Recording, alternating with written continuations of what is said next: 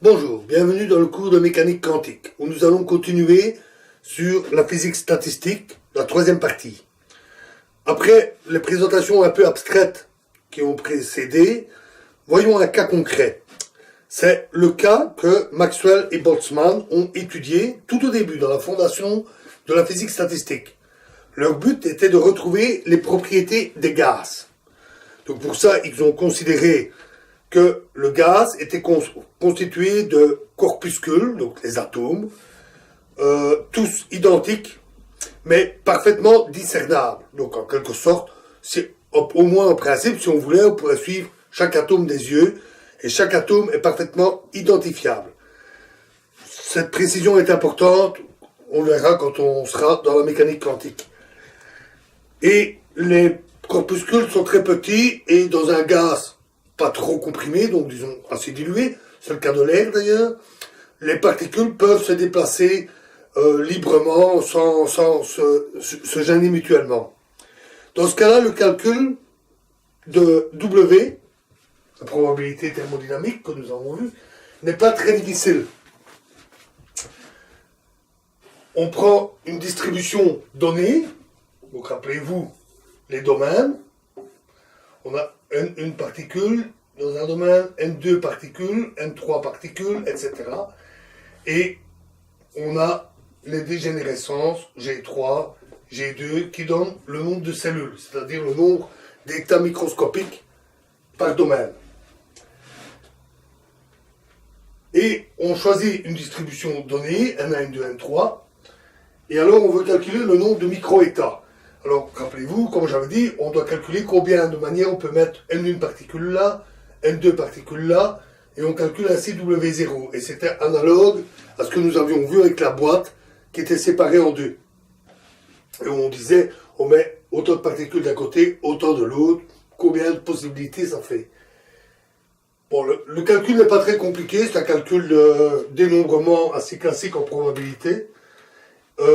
Il est quand même un peu trop compliqué pour donner ici, il y a des exponentiels, des factoriels et tout, donc bon, nous n'entrons pas dans ce détail un petit peu technique. De même, on peut calculer assez facilement les différents GI en fonction de l'énergie, puisque chaque case correspond à une énergie donnée, epsilon 1, epsilon 2, epsilon 3, etc. Pour une énergie donnée, des micro-états, on peut facilement calculer les GI en fonction de ce que nous venons de dire, à savoir que les particules sont indépendantes les unes des autres, bien discernables, etc. Et enfin, on peut calculer les WI, donc le nombre de manières de placer les N particules dans les cellules. Ça, je peux même vous donner le calcul, tellement c'est simple. Si on a dans un domaine GI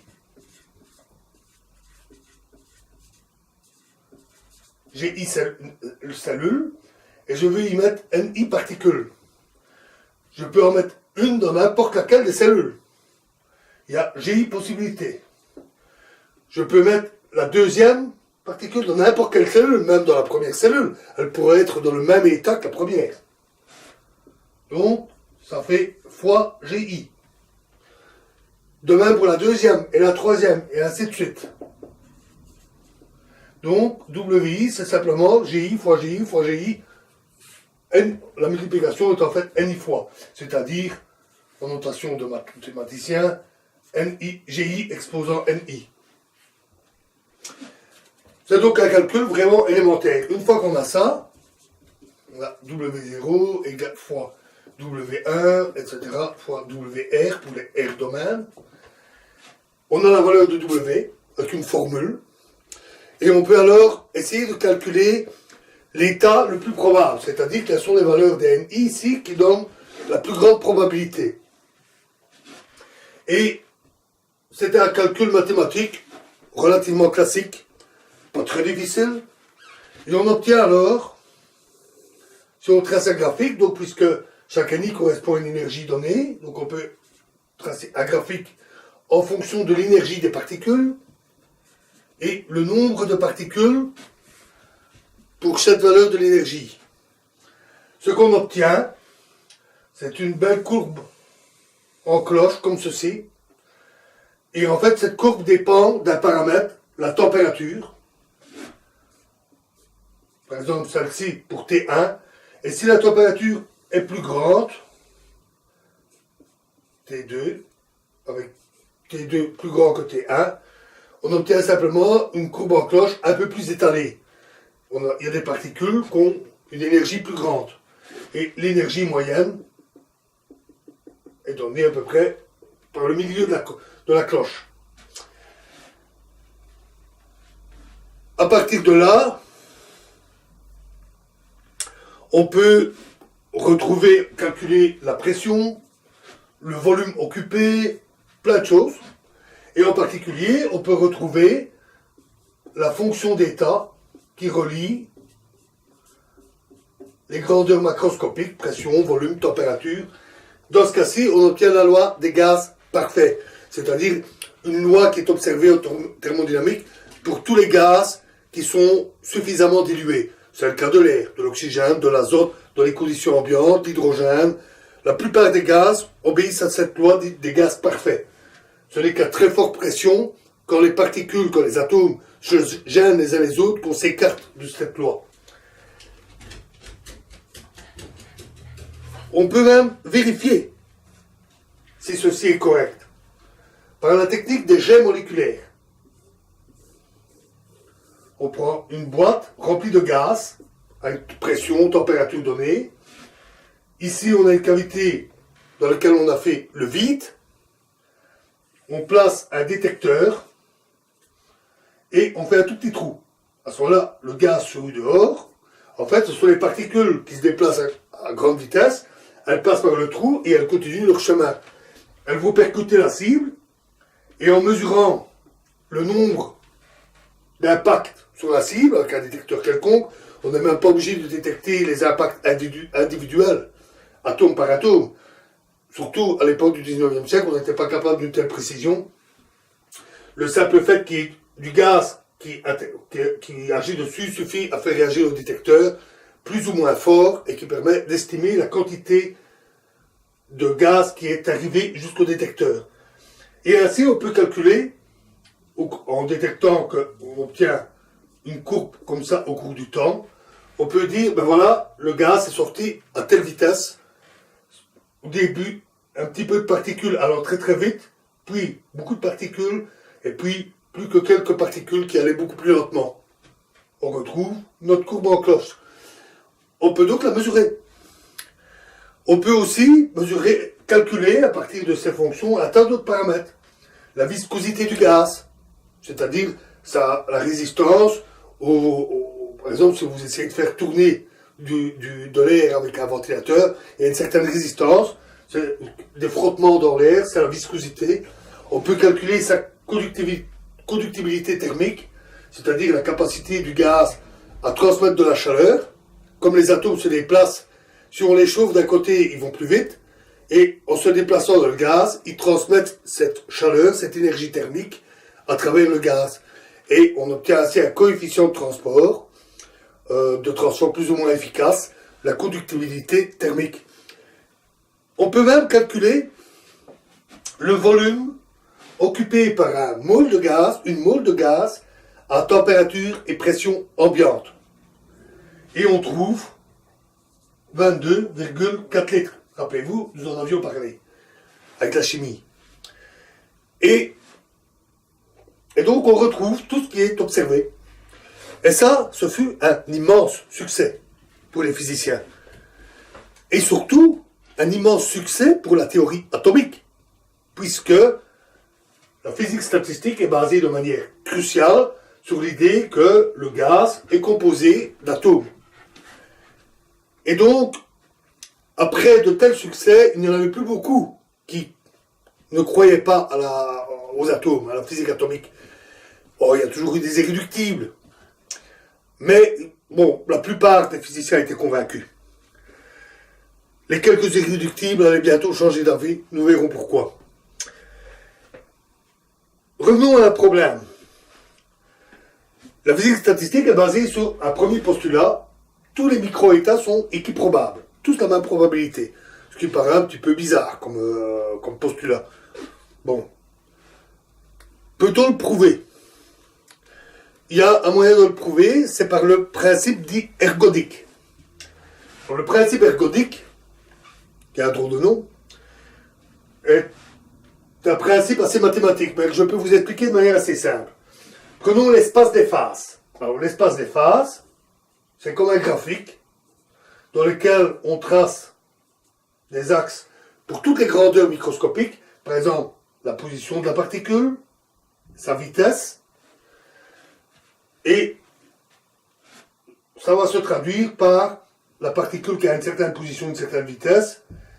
À un autre moment, elle aura une autre position, une autre vitesse, et donc elle va avoir une certaine trajectoire dans cet espace graphique, dans cet espace abstrait, l'espace des faces.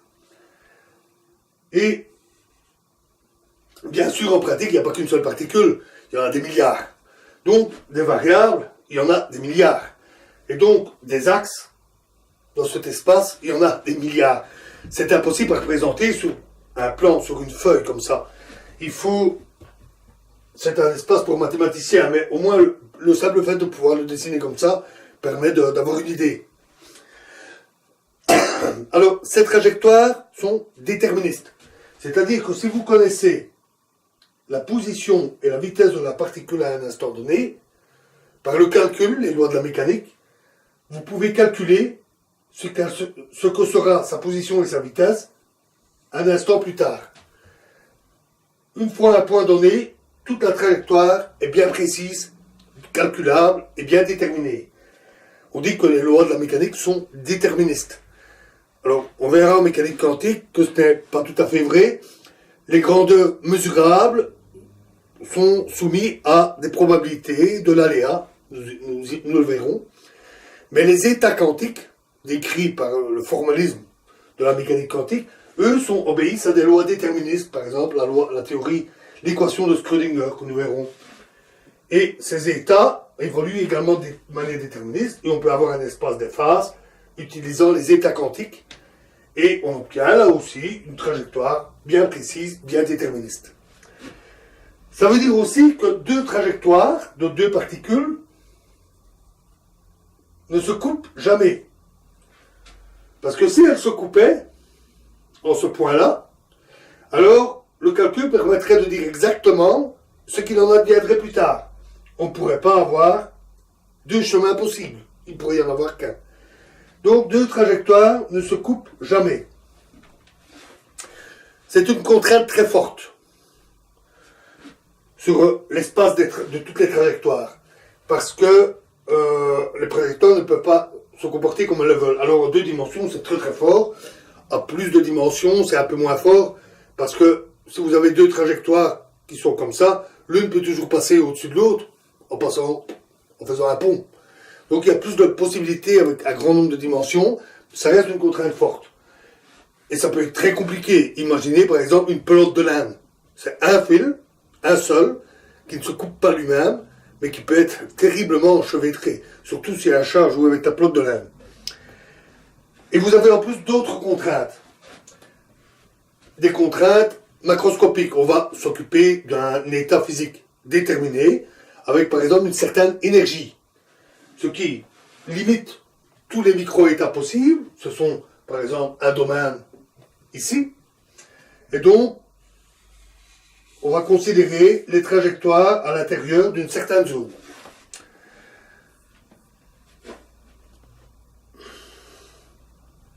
Alors, le principe ergodique dit qu'une trajectoire donnée passe autant de fois qu'on veut, aussi près qu'on veut d'un point donné quelconque. Donc si vous prenez un point dans cet espace, vous aurez une trajectoire qui passe, elle passera autrement, elle passera par ici. Alors en deux dimensions, c'est un peu serré, à nouveau, à grand nombre de dimensions, il y a beaucoup de possibilités. Et le principe ergodique dit que la trajectoire passe aussi près qu'on veut du point et autant de fois qu'on veut. Un peu bizarre comme principe. Ça signifie que les trajectoires des particules, les trajectoires du système, dans l'espace des phases, les trajectoires sont denses. C'est le terme mathématique. C'est un peu bizarre, mais il existe une formulation qui est un petit peu plus parlante du principe ergodique. C'est si vous voulez calculer des moyennes. Prenons par exemple une voiture. Vous voulez calculer la vitesse moyenne de la voiture. Alors vous prenez la route, et vous avez une première méthode qui consiste à dire, mais ma voiture a une certaine vitesse à un moment donné, T1, une certaine vitesse à un moment donné, T2, et ainsi de suite. Et puis je peux faire la moyenne de tout ça. C'est d'ailleurs ainsi que procède un conducteur. Bon, il fait une manière un peu plus simple, il regarde le temps total, la distance parcourue, ça lui donne sa vitesse moyenne. Mais ça revient effectivement à prendre la moyenne des vitesses sur tout le trajet. Une autre méthode consiste à dire, mais à un instant donné, bien précis, un seul, T, je vais prendre un tas de voitures, je vais regarder un tas de voitures, et je vais mesurer leur vitesse, à toutes, et je vais faire la moyenne. Cette méthode, c'est celle qui est utilisée par la sécurité routière. Elle met des radars sur les routes, et à un instant donné, ou une petite période donnée, elle mesure les vitesses de plein de voitures, et elle fait la moyenne de ces vitesses. Alors, quand nous avons parlé des particules et du lien entre leur énergie moyenne et la température, où l'énergie moyenne des particules était mkT, rappelez-vous, eh bien, cette moyenne, c'est celle-là. Hein, c'est la moyenne de l'énergie d'un grand nombre de particules, de voitures. C'est ce qu'on appelle une moyenne temporelle et une moyenne spatiale. Et le principe ergodique dit que les deux sont égales, les deux moyennes sont égales, à condition qu'au cours du temps, ici, les conditions ne varient pas. Vous pouvez considérer un court intervalle de temps, parce qu'évidemment, si la température monte au cours du temps, ou si la pression augmente au cours du temps, les vitesses moyennes risquent de varier, de changer. Donc, sur un court intervalle de temps, où les conditions sont stables, et où toutes les particules sont identiques. C'est important. C'est pas tout à fait le cas pour les voitures d'ailleurs, parce qu'un conducteur n'est pas l'autre. Certains conducteurs roulent comme des escargots, d'autres roulent comme des sauvages. Et donc, on ne peut pas considérer tous les conducteurs et toutes les voitures comme identiques. Vous ne pouvez pas comparer une 2 chevaux avec une Porsche. Mais pour les particules, c'est censé. Des particules d'air, des atomes d'air, des molécules d'air plutôt. Toutes les molécules d'air se ressemblent, c'est toutes des molécules d'air. Et les physiciens, les mathématiciens plutôt, pardon, ont pu démontrer, dans des conditions très générales, pas encore complètes, on va dire qu'il y a encore une petite ouverture, mais dans des conditions quand même extrêmement générales, ils ont pu démontrer que dire que les micro-états sont équiprobables, dire que les trajectoires sont denses, et dire que les deux moyennes ici sont identiques, c'est la même chose. Si vous dites les deux moyennes sont identiques, je vais vérifier. Alors, vous pouvez calculer et vérifier que ça implique aussi que les trajectoires sont denses, que les micro-états sont équiprobables, et ainsi de suite. C'est un beau résultat des mathématiques. Et en même temps, puisque les particules, les atomes, les molécules sont toutes identiques, à condition de bien les séparer, dans l'air, il y a des molécules d'air, d'oxygène et des molécules d'azote. Donc il ne faut pas considérer qu'une molécule d'oxygène est identique à une molécule d'azote, mais vous pouvez considérer d'une part les molécules d'oxygène, d'autre part les molécules d'azote. Et vous savez que le principe ergodique est donc le premier postulat de la physique statistique s'applique. C'est donc un très beau résultat. Alors, ça reste encore un peu bizarre, hein, cette histoire de trajectoire dense. Bon, la fois prochaine, dans la dernière vidéo sur la physique statistique, nous essaierons de rendre ça un peu plus clair, un peu plus précis. Merci.